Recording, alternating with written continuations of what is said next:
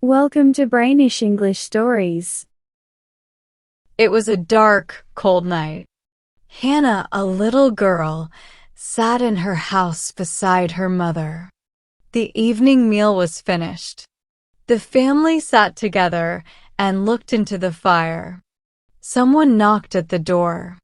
"Oh, don't open it," cried Hannah. "I'm frightened." But her father was already opening the door. The family's neighbor stood there. "Please," she said, "can you lend me some coffee? Mine is finished. I'm going to the market on Saturday. I'll buy some coffee then and give you some." "Yes, of course," Hannah's mother said, and she took some of her coffee and gave it to the neighbor. The neighbor went away. Hannah's father shut the door and looked at his daughter. "What's wrong with you?" he said. "Why are you frightened?" "I'm frightened of our neighbor," the little girl said. "She's old and ugly, and she lives alone." Her father was surprised. "But our neighbor is a good woman," he said. "Her life is very sad. Her husband died many years ago. Her little daughter died and her other children went away. Don't be frightened of her. She will not hurt you." The little girl didn't answer her father. She sat still and looked into the fire. At last, she said, "I heard a story today. Our aunt told it to me." "What story?" said her father. "It's about a man with the evil eye," Hannah said. "Tell it to us now," said her mother. So Hannah sat close beside her mother and began to tell her story. "Once upon a time," she said, "there were two little girls." "Like you," smiled her father. "Yes," said Hannah. "They were neighbors and they lived near each other. They were very good friends. The younger child lived with her mother and father. The older girl's mother was dead. She lived alone with her father. The younger girl's mother was a very beautiful woman with a lovely face and a sweet voice. Only one thing spoiled her beauty. A little chip was broken from her front tooth. But one day, the little girl's mother became sick. She grew thinner and thinner, and weaker, and at last she died. The little girl was very sad when her dear mother died. She cried and cried. Her friend heard the noise and came to see her. "Why are you crying?" she asked. "What's happened?" "My mother is dead," the little girl said. "I'm so unhappy." "Oh, mother, I can't live without you." The big girl sat down beside her and put her arms around her friend, and they cried for a long time together. Nearly a year went past, but the little girl never forgot her mother. She thought about her every day. One day, the two girls' fathers decided to go to the market together. The market was a long way away, and they left early in the morning. Now the little girl was alone. "I'll go and see my friend," she thought. She ran to her friend's house and called out, "Are you there, dear friend?" "It's me." There was no answer. She called out again. "Open the door. Don't be afraid. It's me, your friend." The door began to open slowly. The older girl was there. She stood still and looked down at the ground. She didn't smile at her little friend. "What's the matter?" the little girl asked her. "Are you sick?" The big girl shook her head. "Are you unhappy?" The big girl nodded. "I'm your friend," the little girl said. "Tell me about it. Perhaps I can help you." The big girl came out of the house and shut the door behind her. The two children sat down together outside. The big girl didn't want to speak, but her little friend said, again and again, "Tell me why you are sad. Perhaps I can help you. Tell me." At last, the big girl said, "I don't want to tell you, because you will be very angry with me, but I must. Last night I saw someone." "You saw someone? Who?" said the little girl. "I saw your mother," the big girl said. The little girl shook her head. "No, it's impossible. You know that my mother is dead." "Yes, she is dead, but I saw her in our house." The little girl's heart filled with happiness. She jumped up. "Is she there now?" she cried. "Can I see her? Oh, mother, mother, where are you?"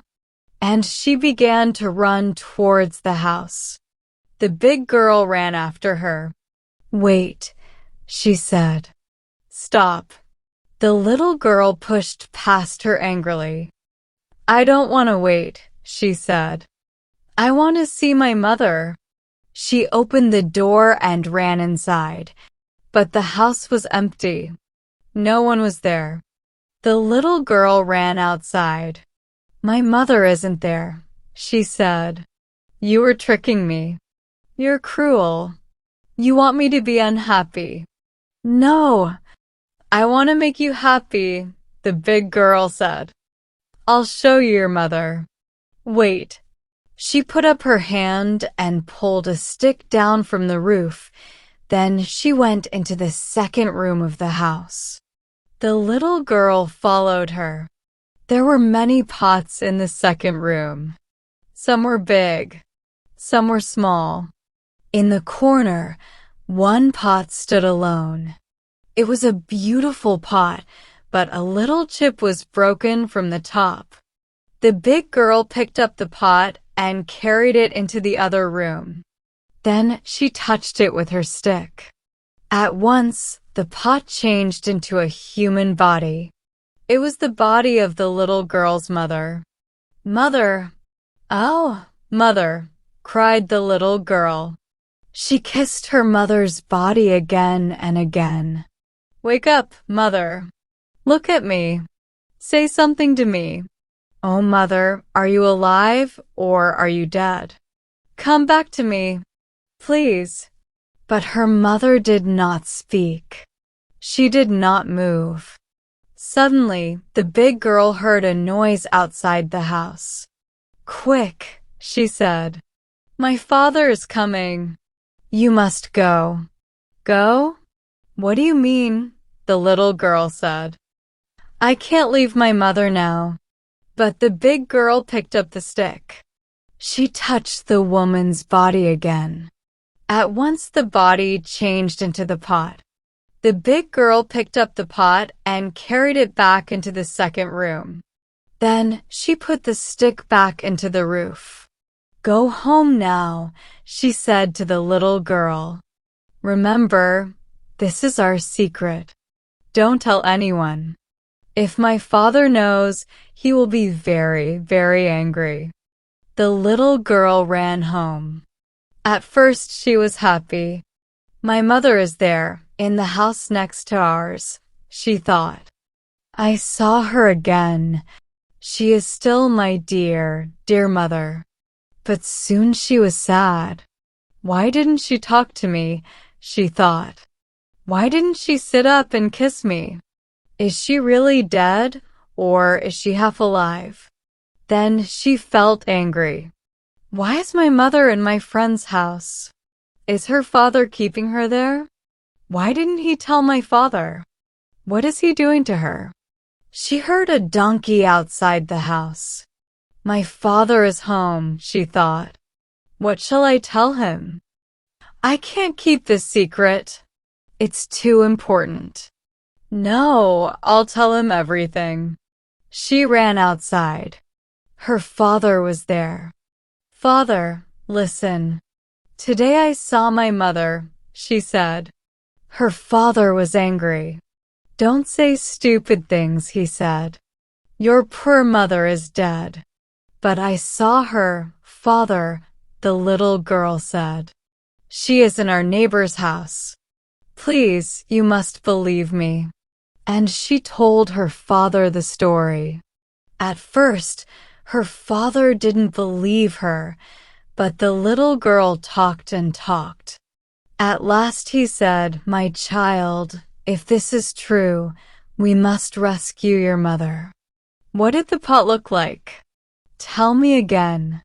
So the little girl told her father everything again.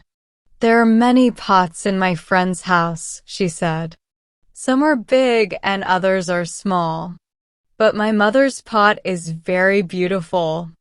Only the top is a little broken. There is a chip in the top of it.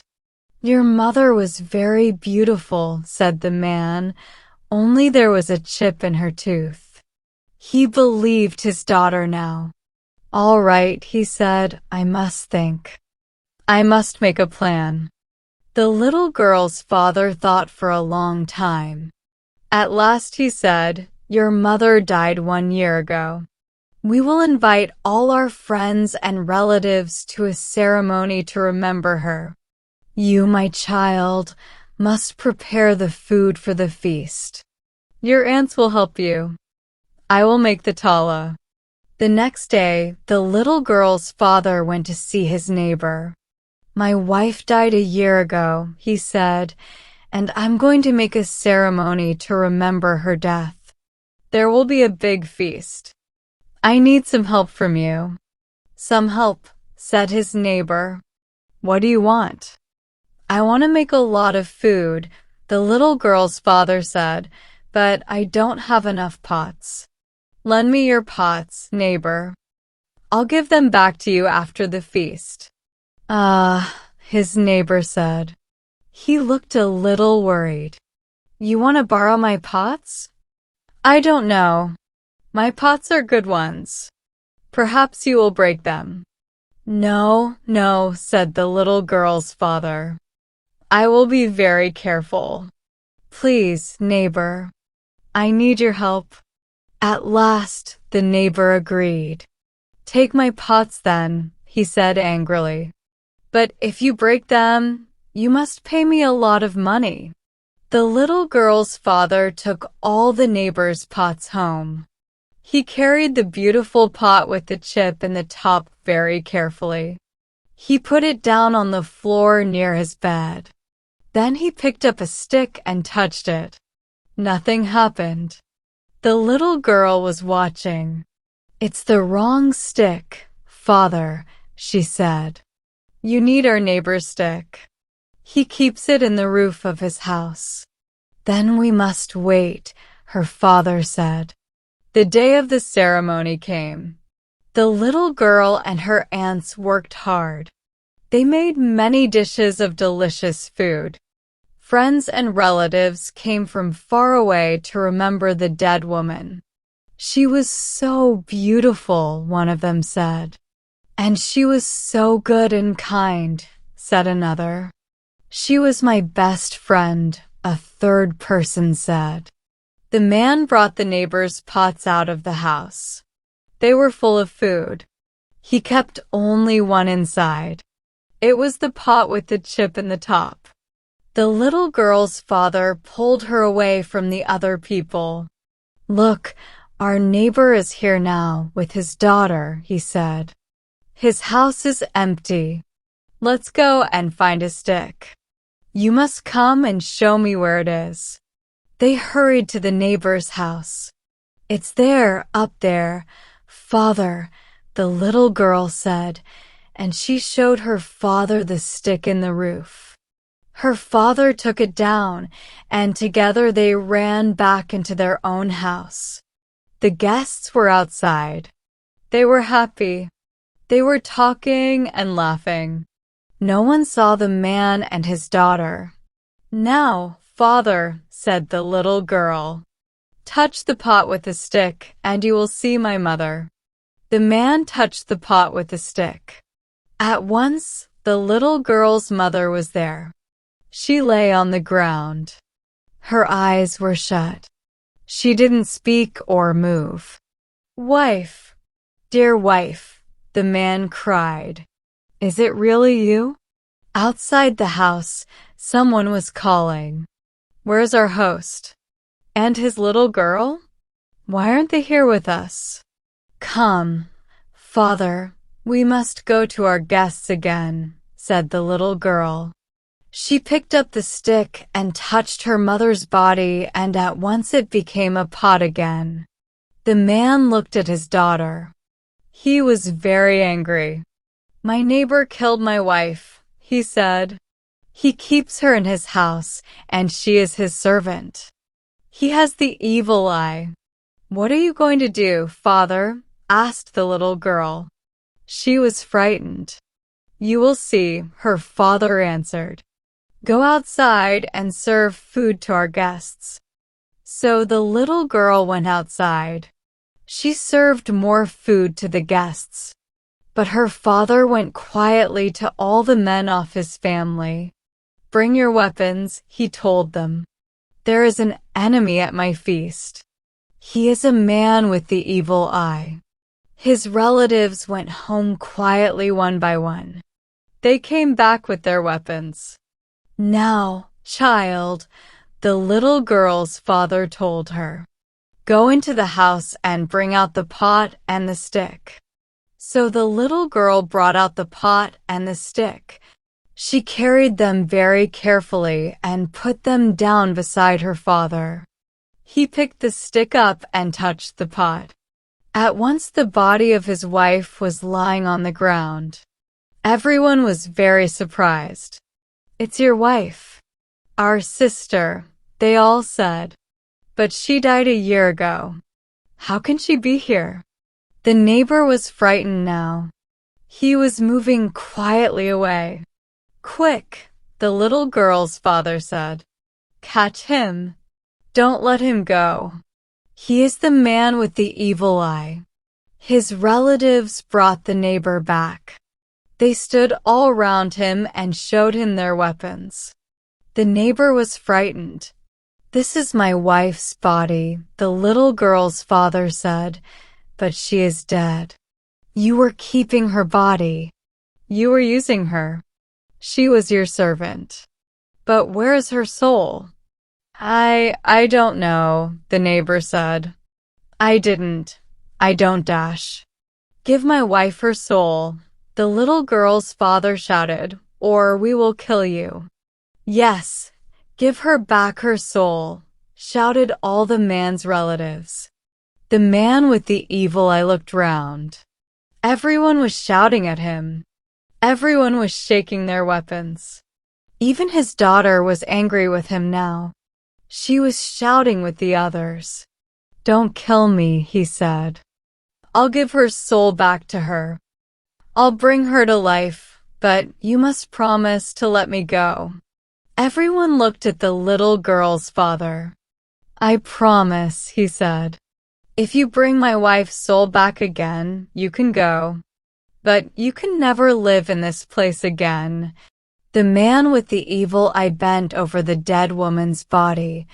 At once she opened her eyes. Then she sat up. Where am I?" she said. "Mother!" shouted the little girl, and she ran into the woman's arms. "My own dear wife," her husband said. No one was looking at the neighbor and his daughter. Very quietly, they were walking away. And after that day, no one ever saw them again.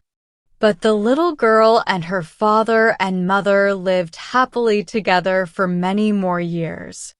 And that, said Hannah, is the end of the story. Hannah's father looked at her. "Did the story frighten you?" he asked her. "Oh, yes, father," Hannah said. "It's a true story. My aunt told me it was true." Suddenly, someone knocked at the door again. Hannah screamed. "It's our neighbor," she cried. "Don't let her come in. She has the evil eye." "Stop it, Hannah," her father said. Be quiet. Go and open the door. Oh, Father, please, no, began Hannah. Her father was angry. Open the door, Hannah. Now, he said. Slowly, Hannah went to the door and opened it. The old neighbor stood there. Hannah was very frightened. The old woman's face was ugly. I brought your coffee back, she said. I didn't need it. She is looking at me, Hannah thought. She is putting her evil eye on me. Then the old woman smiled. Ah, Hannah, she said. You are a good girl. My little daughter was like you. Tears filled the old woman's eyes and fell down her cheeks. Hannah's father was standing beside Hannah now. What happened to your daughter? He asked the neighbor. God took her, the old woman said. She died many years ago. She was like your little girl, good and happy and sweet. God bless you, little Hannah. Then she turned and went away. Hannah and her father went back to sit by the fire. Well, Hannah, her father said, are you frightened of our neighbor now? No, Hannah said. She is sad and old and lonely. I was sorry for her, but I thought at first. You thought she had the evil eye, her father said. You know, Hannah, that story is a bad one. Many good people have suffered because of it. When I was a child, an old man lived near our house. He wasn't friendly to other people. He shouted at them sometimes. I think he had sickness in his mind. He has the evil eye, everyone said. No one talked to that poor man. Children threw stones at him. At last he died, alone and unhappy. But did he have the evil eye, Father? Hannah asked. No, he was just a sad, sick old man, her father said. Forget this story, Hannah. It is a cruel one. And it is not true.